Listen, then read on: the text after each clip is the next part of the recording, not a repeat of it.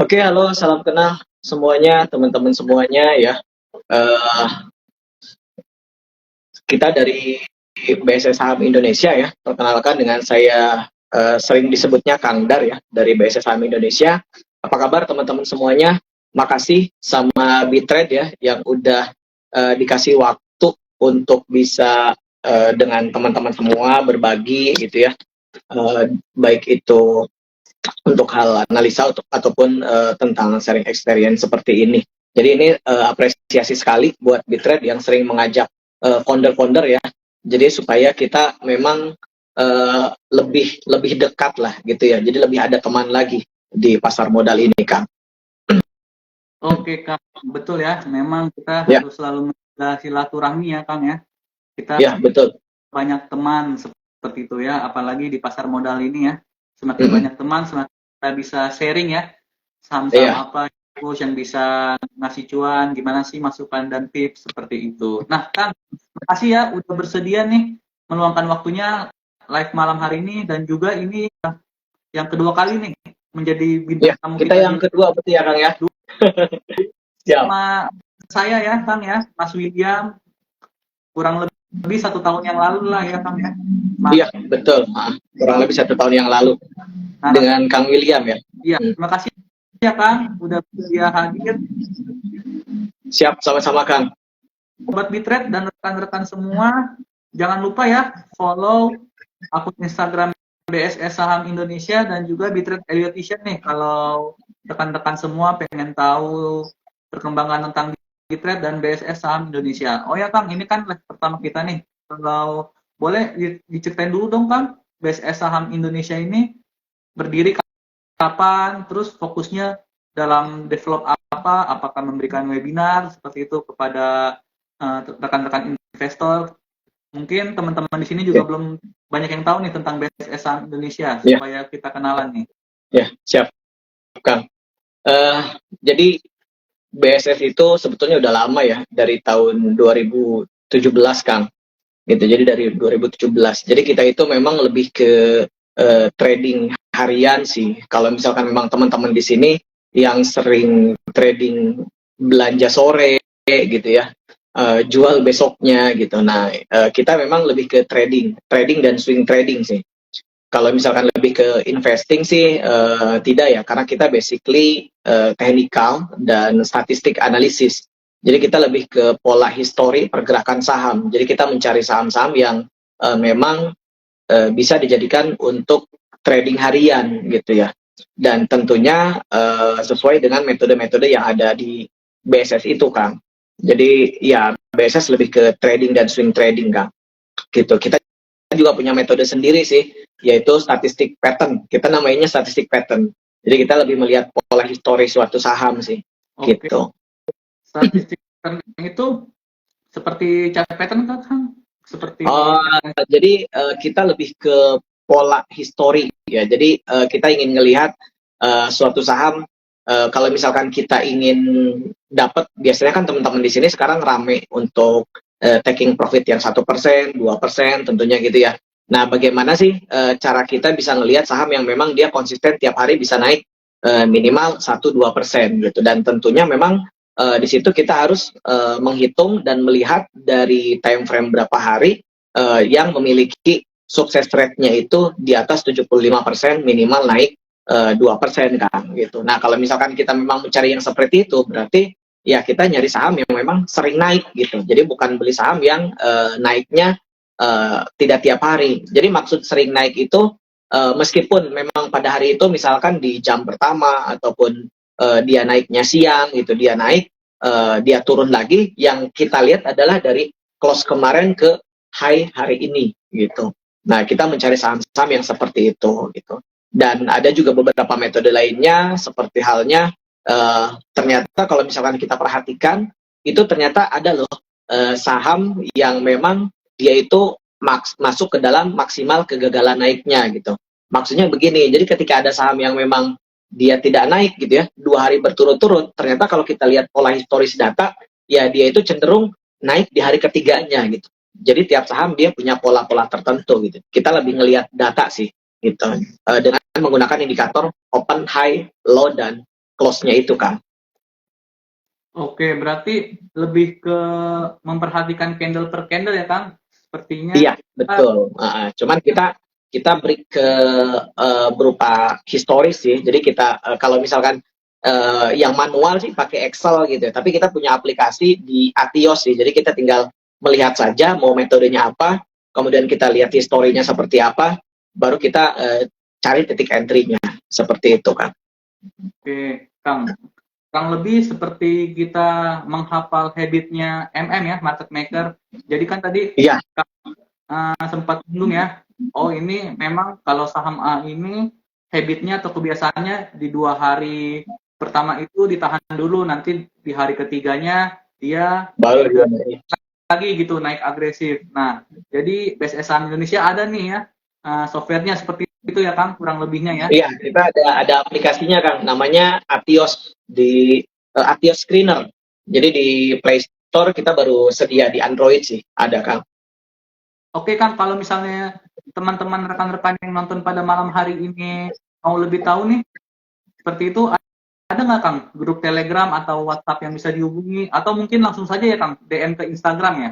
Ya, ya teman-teman bisa DM ke Instagram atau nanti di situnya juga di aplikasi Atios itu nanti bisa diarahin langsung ke admin gitu Kang.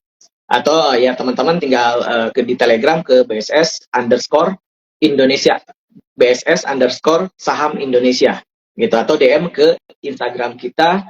Nanti kalau misalkan ada yang mau belajar lebih lanjut terkait screenernya itu boleh Kang gitu, karena kita juga sedia untuk akses pro dan free sih gitu, jadi layaknya seperti aplikasi-aplikasi lainnya sih gitu Kang.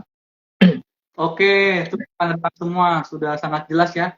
BSS Saham Indonesia berarti juga sudah di-share ya Instagramnya, lalu Telegramnya. Jadi untuk rekan-rekan semua yang ingin lebih lanjut tahu tentang BSS ya, langsung saja nih untuk hubungin tadi di Telegram maupun DM. Nah, Kang, langsung saja ya kita ke topik malam hari ini. Tadi sudah pasti rekan-rekan semua sudah kenal ya BSS Saham Indonesia dan Kang Dar nih lewat perkenalannya di awal tadi. Nah, Kang, gimana nih Kang ngelihat perdagangan IHSG hari ini ya, dan juga 3 hari terakhir nih, tampaknya memang agak tertekan ya, Kang, 3 hari belakangan ini IHSG. Hari ini tentunya ya, yang lumayan tadi sempat minus 1,4 kalau nggak salah ya, tapi ujung-ujungnya dia closing di minus 0,7%. Seperti biasalah, cenderung terkadang sering dikerek di akhir gitu. Ya, memang yang hari ini menekan IHSG itu dari sektor indeks energi, Kang. Lalu ya, juga betul. Ada indeks energi. Menjadi penopang IHSG itu indeks finance, dan itu karena Bank Mandirinya hijau ya. Jadi Bank Mandiri menahan untuk IHSG turun lebih dalam nih. Lalu juga ada Tekno yang juga tertekan. Nah, gimana nih Kang? Kok indeks energi udah selesaikah masanya Kang? Saham batubara, saham minyak, Medco sekarang menjadi saham-saham yang langganan menekan IHSG nih. Apakah sudah selesai nih Kang? Saham-saham batubara yang memang udah uptrend sejak COVID ya, pertengahan COVID gitu. Jadi sebetulnya gini sih Kang, kalau misalkan kita melihat ke beberapa hari yang lalu gitu ya. Jadi contohnya misalkan di hari Selasa kemarin itu kalau misalkan saya lihat ada big akumulasi di saham-saham seperti AMMN, kemudian BMRI ya, PZO, kemudian BRPT gitu, dan ada juga yang distribusi di BBRI, GoTo, MBMA gitu kan. Tapi di sini kalau misalkan kita lihat kan di situ yang sering bergerak itu kan di saham-saham energi ya Kang ya. Nah kalau misalkan sekarang juga kita lihat di 4 Oktober ini minus hampir 1% ya. Dan rasanya di sini juga banyak beberapa faktor sih untuk khususnya hari ini gitu ya. Untuk hari ini terutama kalau misalkan teman-teman yang punya Telegram, mungkin di beberapa grup besar itu banyak beberapa yang bilang ya karena kurs rupiah gitu ya, ataupun karena misalkan kekhawatiran dari inflasi dari market global gitu, dari US tentunya gitu. Nah kalau misalkan kita lihat sendiri sih dari faktor IHSG itu kan terdiri dari beberapa saham yang memang dia punya emiten-emiten tertentu yang memang punya bobot ya, punya bobot terhadap pergerakan IHSG. Kalau misalkan kita lihat sih dari awal tahun kemarin gitu ya, dari awal tahun kemarin itu memang di sektor energi yang memang sampai dengan saat ini bisa dikatakan ya memang lagi bullish ya. Kita lihat dari beberapa sektor energi dan di situ kan terdiri dari beberapa komoditas juga gitu. Nah, kalau misalkan kita lihat di pekan ini gitu ya, kalau kita lihat candle-nya sih dari sektor energi itu dia bikin higher low ya kalau nggak salah ya. Ya memang karena sekarang masih belum sampai dengan akhir bulan di bulan Oktober. Kalau misalkan saya lihat di sini di secara chart, secara teknikalnya ya untuk sektor energi ini sendiri kan kemarin sempat naik sampai dengan maksimal di harga, kita lihat komoditasnya ya. Sebentar. Nah, kita lihat komoditasnya kemarin sempat nyentuh ke 2406 ya, dan di sini untuk di akhir bulan kemarin ya, khususnya di sekitaran tanggal 20-an September itu cuma mampu sampai dengan 2100. Kalau misalkan kita lihat teori sederhana secara higher high lower high ya, di pekan ini gitu ya, di akhir-akhir bulan September ini ya dia masih belum mampu untuk mampu lebih tinggi daripada high yang sebelumnya gitu. Berarti ya memang dikhawatirkan memang akan ada terjadi koreksi, apalagi kalau misalkan kita lihat dari teknikalnya, kalau kita lihat secara horizontal ya saat ini memang berada di support ya, di harga 2000-an gitu untuk sektor energi kalau kita lihat indeksnya. Nah, kalau misalkan itu dia nanti jebol pekan depan ya bisa jadi pekan ini sampai dengan nanti Jumat ya diharapkan sih tidak langsung jebol dulu ke bawah ya. Tapi bagi teman-teman yang memang udah candung hari ini misalkan nyangkut di saham-saham energi, jadi bisa keluar dulu mereka gitu. Dan terutama ya harus diperhatikan juga sektornya yang udah mulai ada perubahan arah trennya gitu, dan tinggal perhatikan di sektor-sektor mana yang nantinya akan giliran gitu, karena sektornya silih berganti. Karena kalau di SG itu kalau misalkan dia sektor finance nih lagi naik, pasti ada sektor yang lain yang akan menjadi penghambat gitu. Karena kalau misalkan semuanya naik, ya mungkin IHSG udah berapa nanti plusnya gitu kan. 8.000. Jadi pasti ada yang saling naik turunkan lah gitu. Jadi supaya seimbang gitu. Oke Kang, memang kalau ngebahas indeks energi yang menjadi penekan IHSG hari ini itu dia bahaya ya Kang, ini full candle body ya, bearish Marubozu ya, yang menandakan bahwa memang tekanan besar nih. Jadi memang saya setuju nih sama Kang Dan nih, kalau emang yang masih mempunyai saham-saham energi di portonya, nanti kalau ada rebound ya, seperti itu ada baiknya kita sell on strength ya.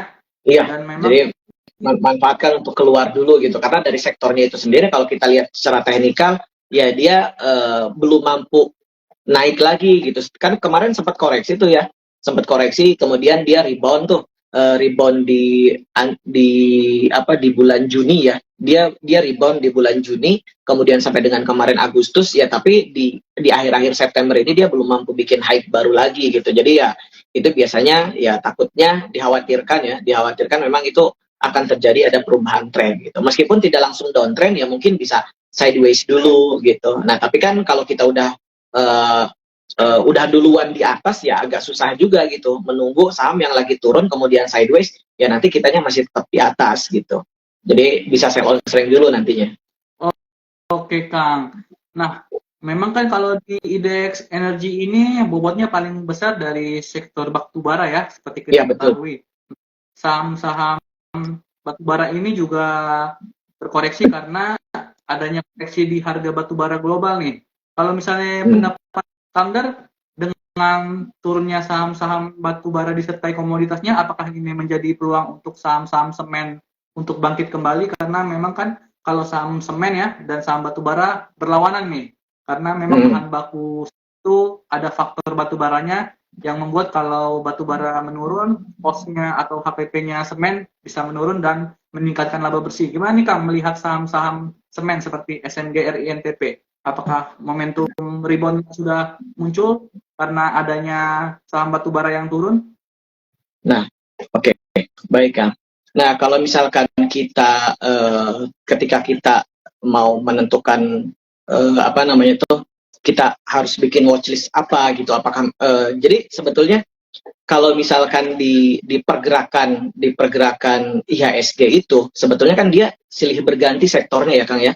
Seperti yang Akang bilang tadi, kalau misalkan ternyata nanti batu bara yang turun, sektor apa nih yang kira-kira bakal menggantikannya gitu. Sektor apa yang kira-kira bakal menggantikannya. Nah, karena memang di beberapa sektor itu sendiri, mereka itu ya punya emiten-emiten yang memang menjadi bobot terhadap IHSG itu sendiri gitu. Kayak misalkan kayak tadi seperti saya bilang, eh, terkadang kalau kita perhatikan ya antara energi dan finance itu dia saling saling bantu gitu. Ketika energi turun, finance-nya yang naik gitu. Ketika finance yang turun, ya energinya yang menahan gitu, yang naik. Jadi seolah-olah memang kayak pergerakan IHSG itu di situ-situ aja gitu. Terkadang kalau misalkan IHSG hijau pun ya belum tentu saham yang kita pilih itu ya ikutan naik juga gitu karena bukan sektornya gitu. Nah, kalau misalkan saya perhatikan sih ya dari kalau misalkan ya kalau dimungkinkan nanti si energi ini sudah tidak manggung lagi, sektor apa yang dimungkinkan ya bisa jadi nantinya ke semen-semenan, kemudian sektor properti juga gitu ya. Nah, kalau misalkan memang sih dari sentimen sih mungkin belum ada ya ke hal-hal yang properti gitu, infra. Cuman kalau kita lihat sektornya gitu ya, kita lihat teknikalnya dari sektor tersebut, ya menurut pendapat saya sih agak mulai menarik gitu ya, karena ada apa ya, ada reversal gitu ya, dimungkinkan akan adanya perubahan tren gitu, meskipun tidak langsung uptrend gitu, karena kan sejatinya setiap saham juga kan tidak mungkin dia dari downtrend langsung ke uptrend gitu, dia ada masa sideways dulu, baru sebelumnya dia akan melanjutkan uptrend atau bahkan turun lagi jadi balik downtrend itu. Ya menurut saya sih kalau dilihat dari salah satu contohnya semen-semenan, misalkan kita lihat di SMGR saat ini kan sebetulnya SMGR kalau kita lihat ya teman-teman lihat di sini dari bulan April ya, dari bulan April tahun 2022 saja itu memang cenderung bergeraknya masih di situ saja gitu. Dia punya trading rank di 5.500 sampai dengan 7.700 gitu, dan saat ini dia berada di tengah gitu, dia ada di median range yang tadi gitu ya. Jadi di sini kalau misalkan nanti kita hubungkan dengan sektornya pun ya pasti akan tetap sama gitu ya, dia masih sideways gitu ya. Bisa jadi nanti setelah memang si sektor yang tadi menguatkan IHSG, energi yang tadi ya mungkin nanti akan ada sektor lain yang menggantikannya, dan biasanya itu bersiklus sih. Ya cukuplah untuk energi kan dari tahun kemarin ya kan, dari awal tahun kemarin sampai setahun ini ya itu udah bagus sekali gitu.